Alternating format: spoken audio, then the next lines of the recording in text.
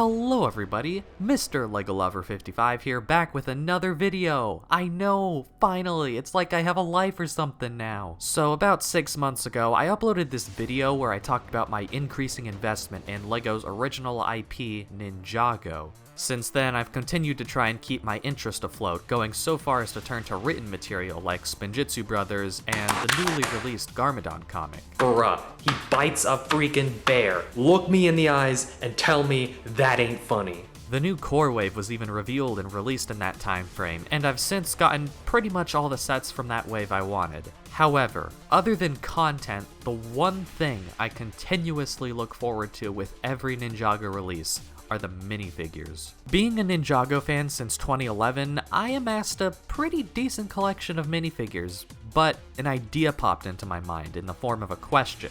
What if I collected every primary ninja suit? See, I've got ambition, albeit towards plastic, but ambition nonetheless. With Ninjago having over 10 years worth of minifigures at this point, there was a lot I had to tackle. I started off trying to collect every Wild Brain era suit, which was the goal I had in mind during this video's predecessor. Since then, I've actually completed that goal and moved on to prior seasons. I even got more of those Ninjago magazines.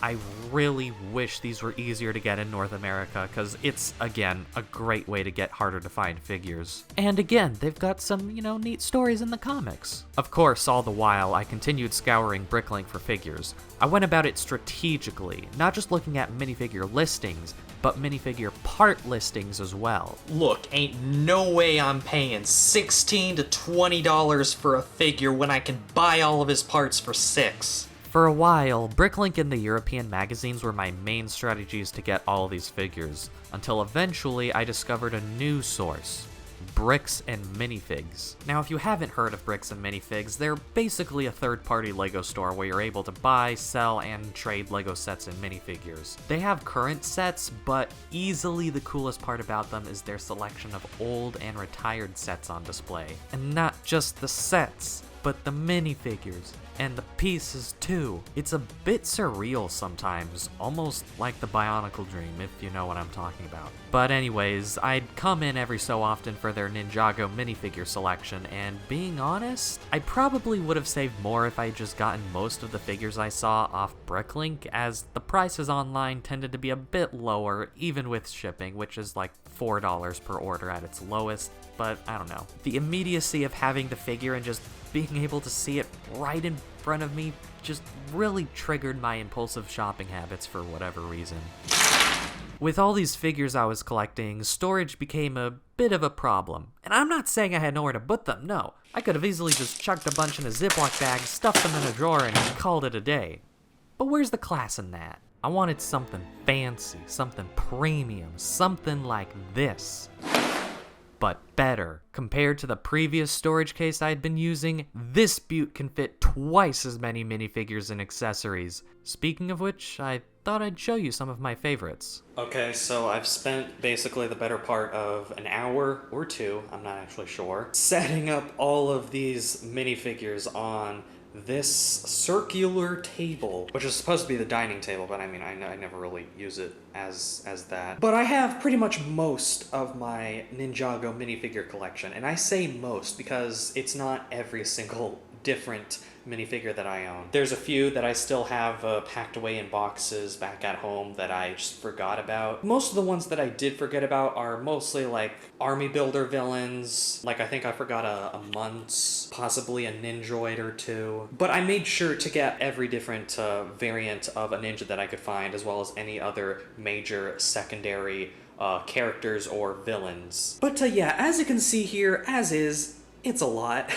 I've got a decent, pretty big collection, I'll just say. Kind of tried to organize the ninja here. So over here we've got Cole, got a bunch of Coles. Personally, my favorite ninja, it used to be Zane, but I feel like he's kind of fallen off in recent seasons. Cole, honestly, kind of a relatable character, very much like him. And then over here we have pretty much all my Zanes, I believe. Again, used to be my favorite ninja, but I feel like he's, again, fallen off. He's kind of just known as, he's basically just been dumbed down to the smart one, unfortunately. But you know, he's still like my second favorite ninja, and I think the AC just kicked in, gosh dang it. And then over here we got a bunch of Jays, not too much to say on Jay, liked him in Skybound. Still a pretty decent character, though I don't feel he's been as great since. But you know, I still kinda like him, he's funny, goofy. And then we got Lloyd here.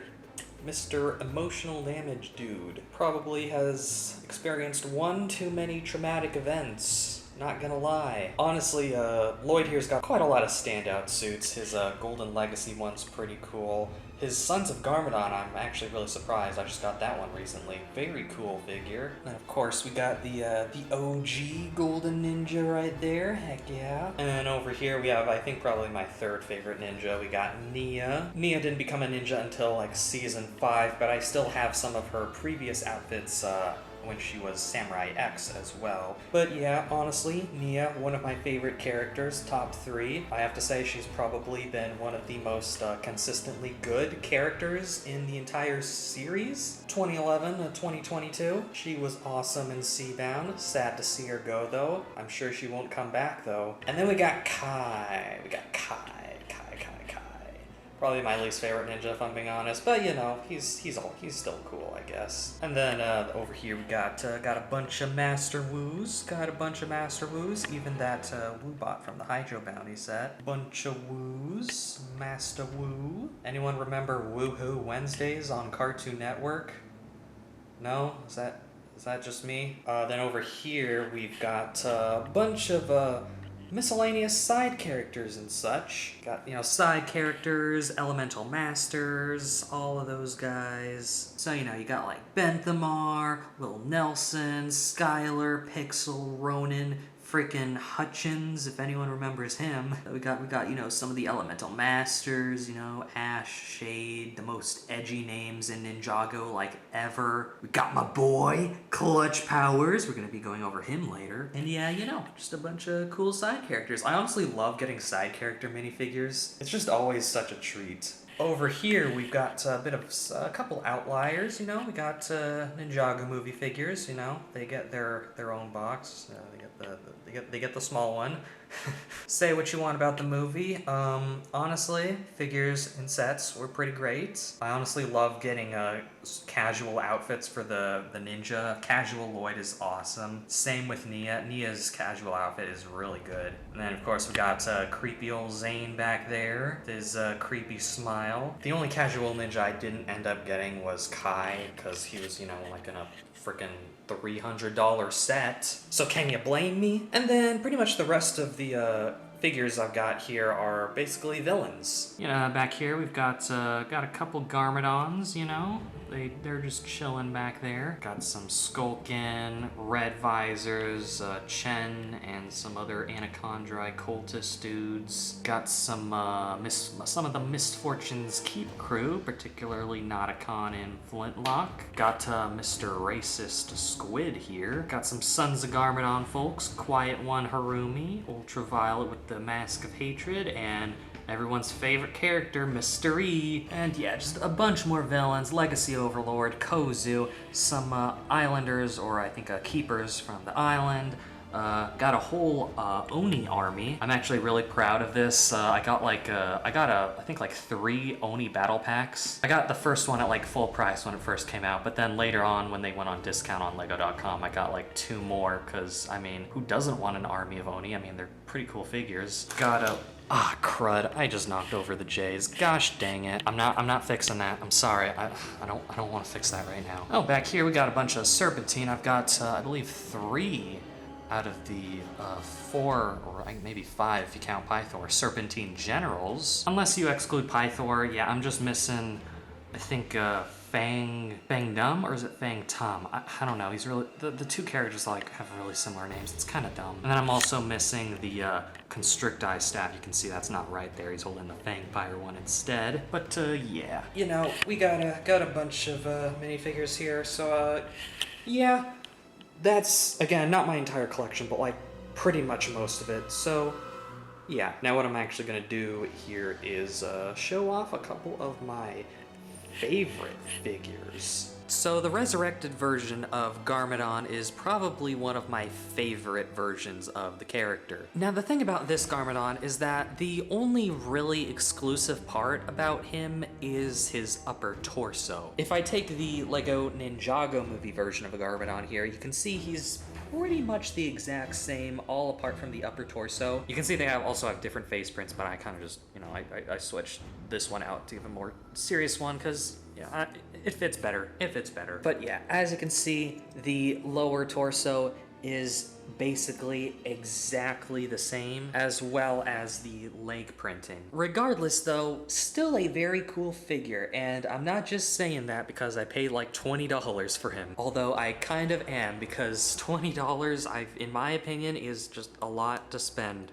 on a single LEGO minifigure. I mean, seriously, I tried to find a listing for just the torso since that's like the only exclusive part, but there are literally 0 listings. Got a few recent ones here. Kai and Jay from the core line. These suits, unfortunately, not canon, very much a shame. Now, say what you want about these guys. They may have simple printing, but the colors I absolutely love. Jay here uses this spring yellow for his secondary color. And you know, it's debatable whether it works or not with his with the blue. But personally, I'm just really happy to see another color used on a Jay suit that isn't dark blue. I mean, for most of Jay's suits, it's always blue and dark blue, blue and dark blue, blue and dark blue. And the same goes for Kai. It's always red and dark red, red and dark red, red and dark red, maybe some gold, but then red and dark red over and over and over again. It's just so tiring. So it's nice that there's a bit of color variation here with Jay having the spring yellow and then Kai here having the flame yellow, or Keat orange as Bionicle fans like to call it. I love it on Kai. I think Jay I probably like a little less, but he's still pretty cool. But I love the flame yellow on Kai. It looks so good. I really hope they bring this color scheme back for future suits, because it just looks so good. Okay, now I'm not gonna lie.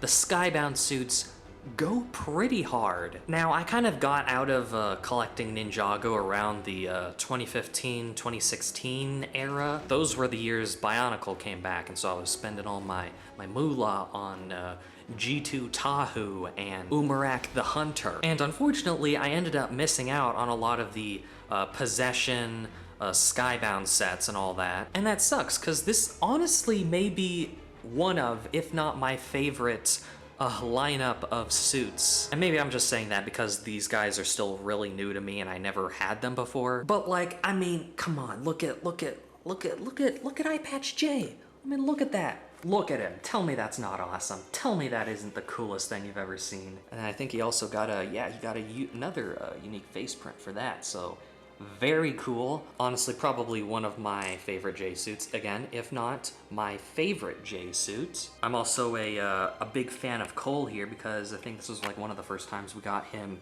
as an actual ghost. But yeah, this is honestly a really cool figure. Although I think that mostly comes from the fact that he has his ghost head. Lloyd and Nia and Zane, they're also very cool. I really like them. Although one thing I don't like that they were doing with Nia, they literally just gave her some random Lego City woman face. Like, come on, they had like a face print for Nia, but they just gave her this generic one instead. I don't know. I guess maybe they were trying to save money, but like, come on, like, okay, they're all falling apart. Let's move on.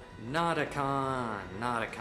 We got my boy Nauticon here. This is honestly a really cool figure, and I am really happy to have him because he took a bit. Now, most of the Bricklink listings for him are like $16, $20, but I actually managed to purchase all of his parts, piece by piece, for about $6. And even though I had to make, separate Bricklink orders and had to pay shipping for said Bricklink orders, but it was worth it. This figure is just so cool, and I feel great that I didn't have to pay $20 for him. Unlike this frickin' guy, he's just honestly he's such a cool figure. He's got the 4 arms. One of his hands has that pirate hook piece, which is really cool. The Jin Blade is also very cool. I'm still working on collecting all of the other blades, but I'm just working on currently getting all of the hilts and stuff that I need. But for the time being, I'm able to easily switch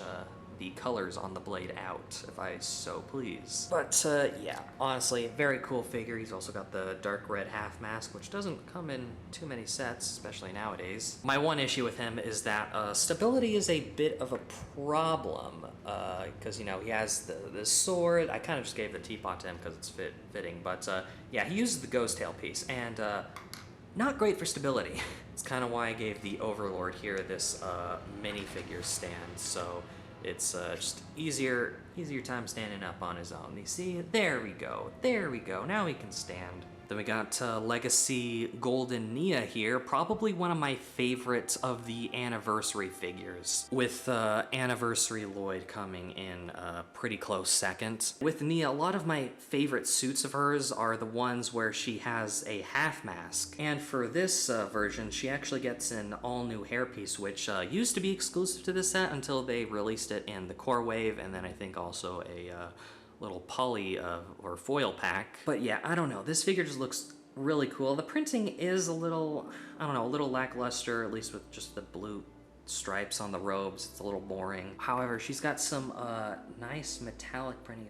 If the light hits it just right, you can see there's some nice gold detailing there, which looks very cool. And then again, with all these Legacy anniversary figures, they all use the same leg print, which is unfortunate, but I mean, it makes sense. And you know, it works, it's kind of fine. And then she's also got some nice, really cool wave printing on like the belt, which looks awesome. And then I think if you take these swords out, yeah, her symbol will show up there on the back, which is very cool. I'm too lazy to take off the armor piece right now. But yeah, honestly, overall, she has a really nice look. And then all of the anniversary figures, of course, get these really cool stands that I just love.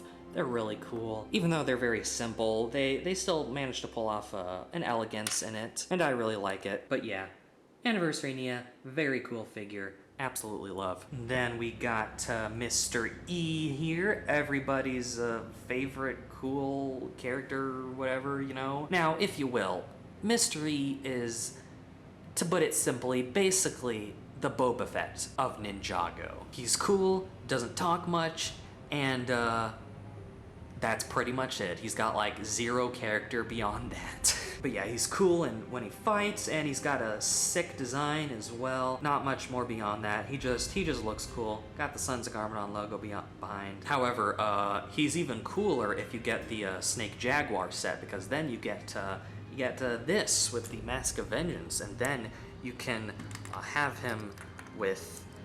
You can double the cool factor and you know, give him an extra set of arms and swords.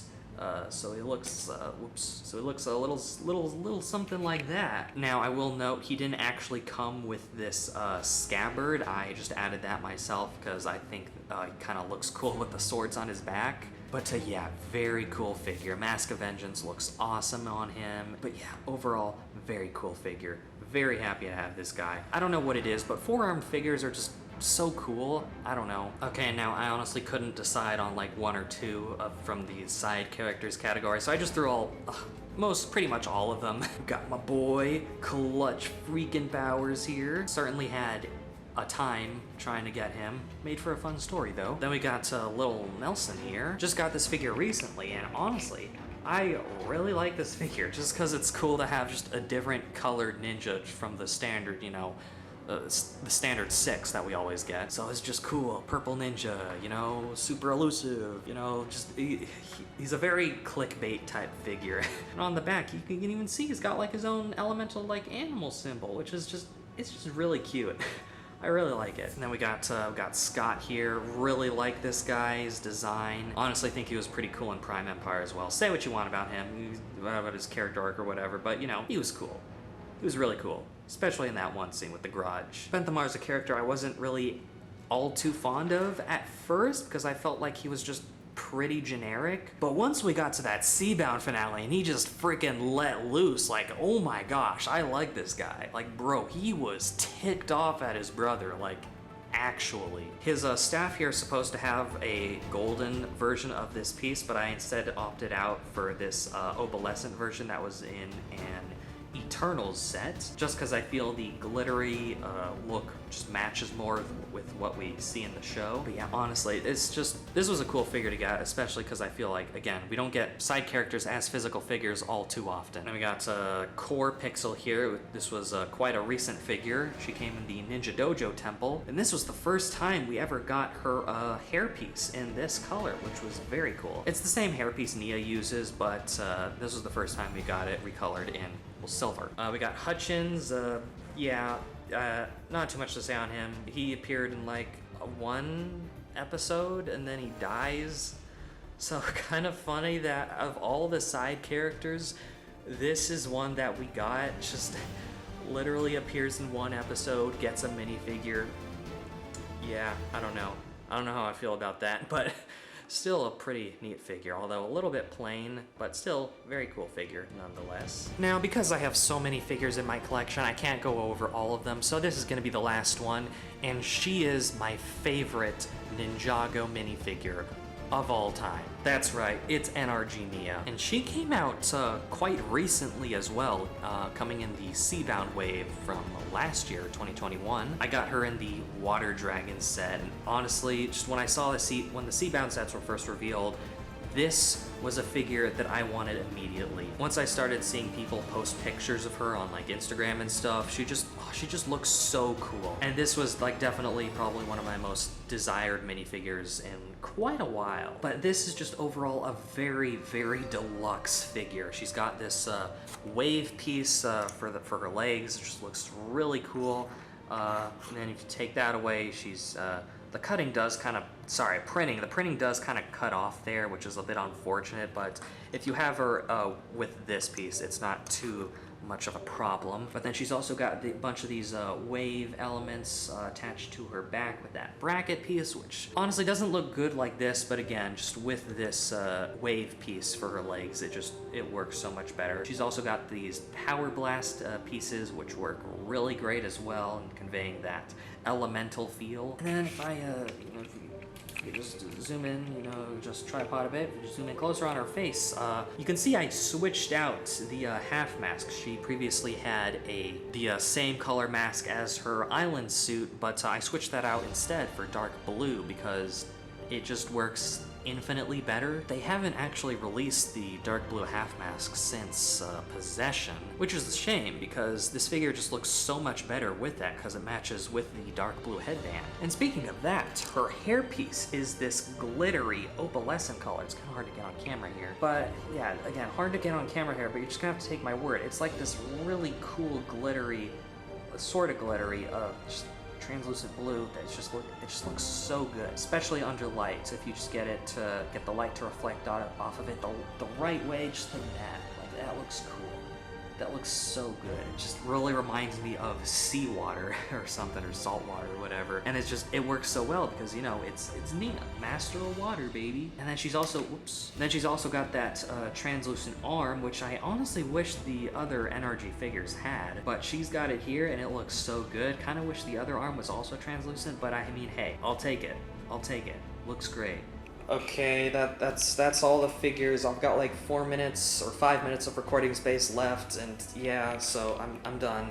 I'm actually pretty hot because I had to keep turning off the AC because it kept. Well, actually, I did keep turning the AC off, but then I just gave up because and now it's super hot in here, and got lamps. I got the freaking window heat, and and now I got a big mess to clean up.